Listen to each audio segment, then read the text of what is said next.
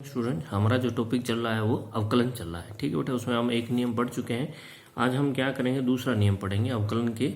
दूसरा नियम क्या कहता है, अगर कोई अचर राशि दी हो जिसका मान कांस्टेंट है। अचर राशि का किसको कहते हैं, जिसका मान कांस्टेंट रहता है, तथा उसके साथ कोई भी फलन दिया हो। ठीक है, उसका हमें क्या करना है, उसका जो अवकलज होता है वो किसके बराबर होता है, वो उस अचर राशि तथा उस फलन के अवकलज के गुणनफल के बराबर होता है।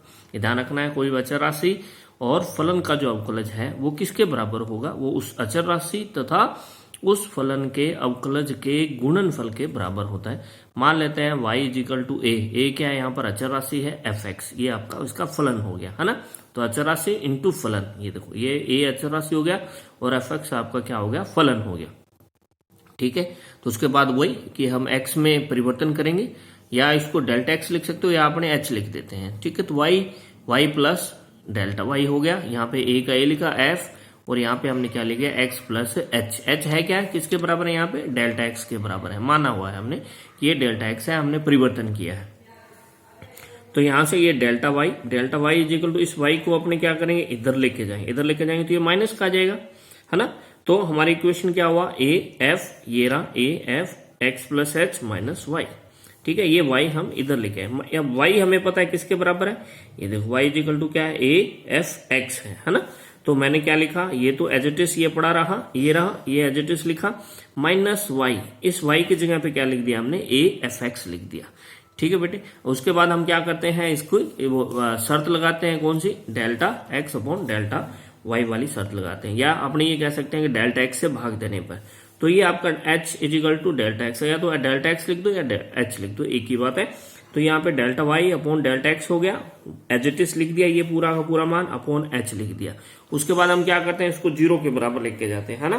क्या करते हैं बेटा, लिमिट लगा देते हैं। लिमिट क्या लगाई कि जो आपका डेल्टा x है वो किसके बराबर है, आपका जीरो के बराबर है। तो इसको हम डेल्टा, बड़े परिवर्तन के लिए डेल्टा लिखते हैं, छोटे परिवर्तन के लिए डी लिख देते हैं। तो डी वाई अपॉन क्या हो गया बेटा, डी एक्स हो गया। तो लिमिट लगा दी, LIM लिमिट हमने क्या की कि जो परिवर्तन है डेल्टा एक्स वो लगभग जीरो है।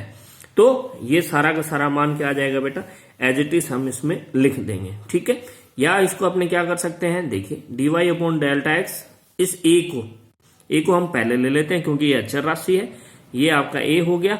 और ये पूरी equation limit h tends to zero, ये पूरा का पूरा मान हमने यहाँ पर इसके अंदर रख दिया। ठीक है, चूंकि h क्या हो रहा है आपका, लगभग जीरो के करीब जा रहा है।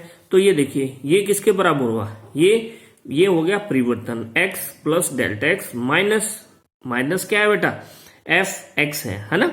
तो ये परिवर्तन हो गया। तो परिवर्तन को आप किसके द्वारा प्रदर्शित करते हैं, हम d के द्वारा। जो परिवर्तन है वो किसके बराबर है, यानी कि हमारा जो मान है कौन सा, fx प्लस h माइनस क्या हो गया, fx जो है वो dfx के बराबर हो गया। किसके बराबर हुआ, dfx के बराबर है। तो मैंने क्या किया, a का a यहां पर लिख दिया, और इस पूरी की जगह पे मैंने क्या लिखा, dfx अपॉन dx लिखा। यानी कि h हमारा क्या है, परिवर्तन है ना, डेल्टा x है, तो हम इसको या तो डेल्टा लिख दीजिए या dx लिख दीजिए, वो एक ही बात होती है।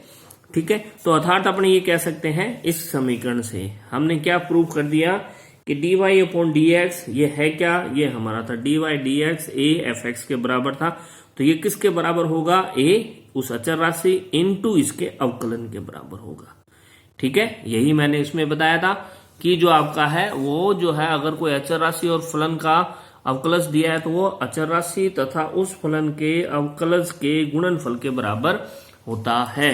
तो वही चीज हमारा हो गया a, ये आपका into D f x upon d x, इसका अवकलन कर दिया, किसका, एफ एक्स अपॉन आपका एफ एक्स का मैंने अवकलन कर दिया। अवकलन क्या होता है, डी बाई डी एक्स होता है। ठीक है, ये हमने इसको सिद्ध कर दिया।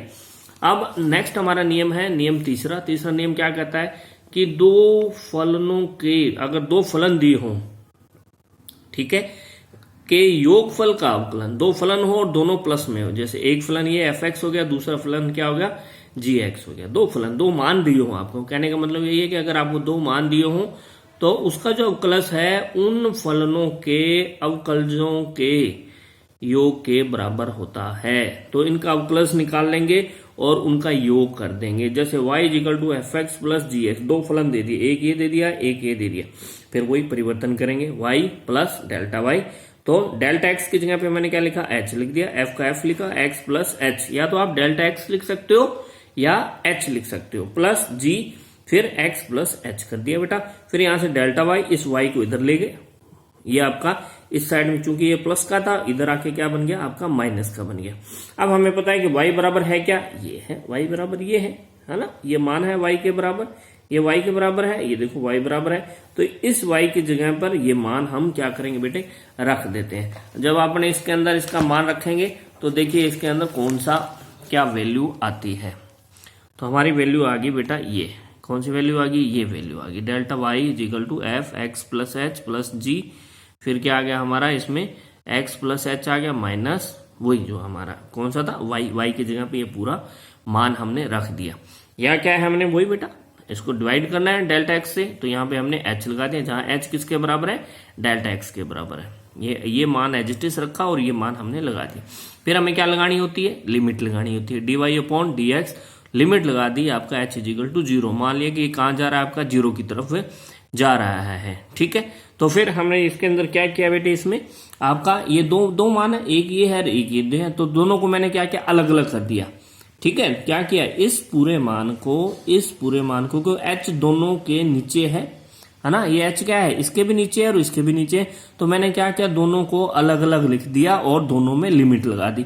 तो पहले हो गया लिमिट आपका h इज इक्वल टू 0 हो गया, है ना, तो ये पूरा मान लिखा ये F x plus H minus F x, ये एफ एक्स और इसके नीचे h लगा दिया, चूंकि h दोनों के नीचे है तो दोनों में ये भाग में आएगा, प्लस इसकी भी लिमिट लगा दी, limit h is equal to h जो है वो टेंस टू 0, फिर ये पूरा का पूरा मान मैंने लिख दिया। अब ये किसके बराबर होता है बेटा, ये हम अभी करके आए हैं, ये किसके बराबर होता है, इसके d f x upon del x के, प्लस ये किसके बराबर होगा, d g x upon d x के बराबर होगा, यानी कि इनके अवकलन के योग के बराबर होता है। इसी तरह से अगर कोई और ज्यादा मान दिए हो, भाई ये तो मैंने 2 मान लिए थे, इसका अवकलन कर दिया, अवकलन के गुण योग के बराबर हो गया।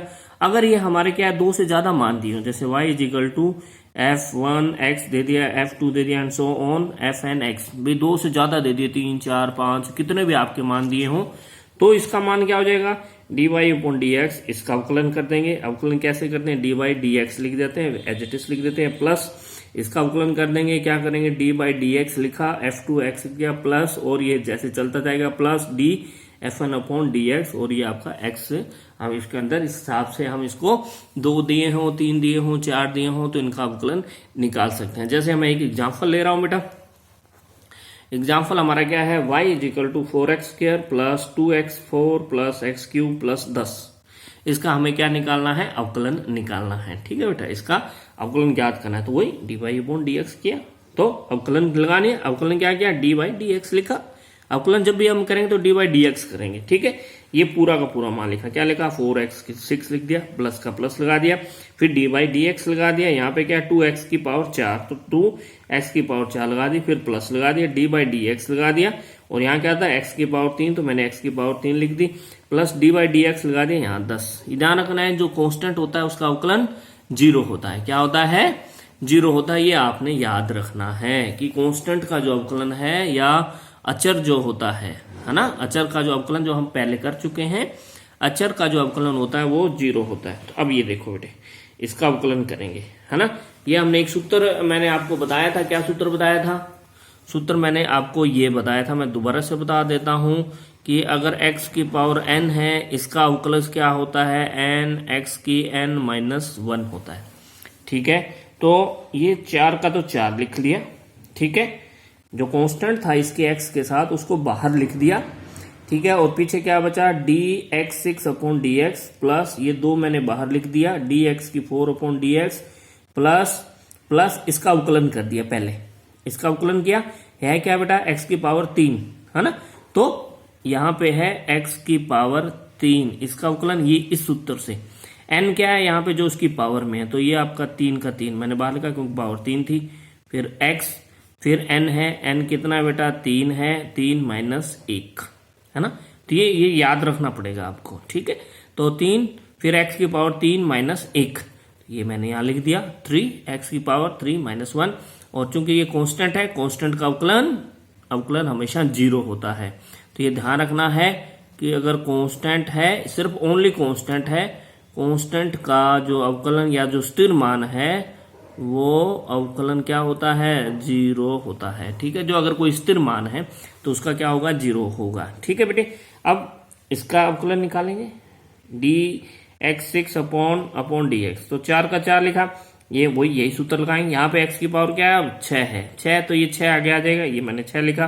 फिर x की 6 माइनस 1, फिर आपका प्लस का प्लस लगाया, ये 2 का 2 लगा दिया। यहाँ x की पावर कितनी है, 4 है ना, तो इस 4 को आगे लगा लिया। फिर x की 4 माइनस 1 प्लस ये हम कर चुके हैं। ठीक है, फिर dy अपॉन dx क्या हो जाएगा, इसको गुणा कर दीजिए, 6 चुके 24, यहाँ कितना बचा, x की पावर 5 प्लस 4 दूनी 8, x की पावर 3, 4 माइनस 1 3, प्लस क्या बचा आपका 3x स्क्वायर। तो ये हमारा क्या हो गया, अवकलन का मान आ गया आपका। ठीक है, तो इस हिसाब से अपन क्या निकाल सकते हैं, इसका अवकलन ज्ञात कर सकते हैं।